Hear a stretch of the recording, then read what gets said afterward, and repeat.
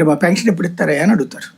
First రేపు పొద్దున్న జనం దగ్గరికి వెళ్ళినప్పుడు 25వ తారీఖు నుంచి జనం అంటున్నారు కదా, అవతలోళ్ళని మాట్లాడనీయకుండా ఏదో ఓకదంపుడు ఉపన్యాసం ఇచ్చేసి దండం పెట్టుకుంటూ వెళ్ళిపోతే ప్రాబ్లం లేదు.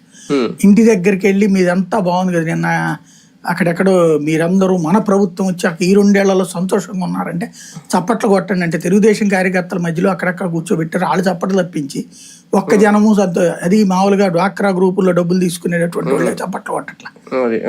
అంటే ఏం అర్థమవుతున్నది కదా, బాబు గారే పిలుపునిచ్చారు నిన్న, మీరందరూ ఈ 2 ఏళ్లలో మన వల్ల ప్రయోజనం పొందారు, మీరు వ్యక్తిగతంగా లబ్ధి పొందారని కూడా చప్పట్లు కొట్టండి. అలా పొందితే కదా చప్పట్లు కొట్టడానికి.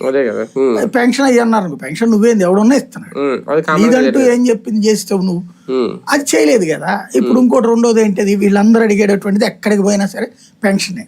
కొంతమంది సచివాలయ సిబ్బందితో మాట్లాడారు, వాళ్ళు అదే చెప్తున్నారు. ఏడకి పోయిన ఇదివరకు అయితే కనుక అలా 3 నెలల నుంచి 6 నెలల్లో పెన్షన్ ఇచ్చేసేవాళ్ళం అండి. అక్కడ ఏ రాజకీయ నాయకుడు మాకు ఏ లీడరు చెప్పలేదు. ఆ 60 ఏళ్ళది కాగితం చూడగానే మేమే తీసుకొచ్చుకునేవాళ్ళం. అంత ముందే వాలంటీర్కి తెలుసు అతని వయసు 57 55 అనేటువంటిది. 60 రాగానే అన్న అని చెప్పేసి అల్లేళ్ళు తీసుకొచ్చేసేవాళ్ళు. మేము కూడా వెంటనే చేతికి ఇచ్చేసేవాళ్ళు. ఈవెన్ ఆరోగ్యశ్రీకి అయినా ఒక్కోసారి ఆరోగ్యశ్రీ కార్డు లేకపోతే వాళ్ళు వచ్చి అడగగానే మేము వెంటనే ఆన్ ద స్పాట్ వాళ్ళకి ఆరోగ్యశ్రీని క్రియేట్ చేసి ఇచ్చేసేవాళ్ళం కార్డు. అది తీసుకెళ్ళి మళ్ళీ వెనక్కి మా దగ్గరకు వచ్చేవాళ్ళు కాదు. పని అయిపోయేది, వాళ్ళ హాస్పిటల్లో ట్రీట్మెంట్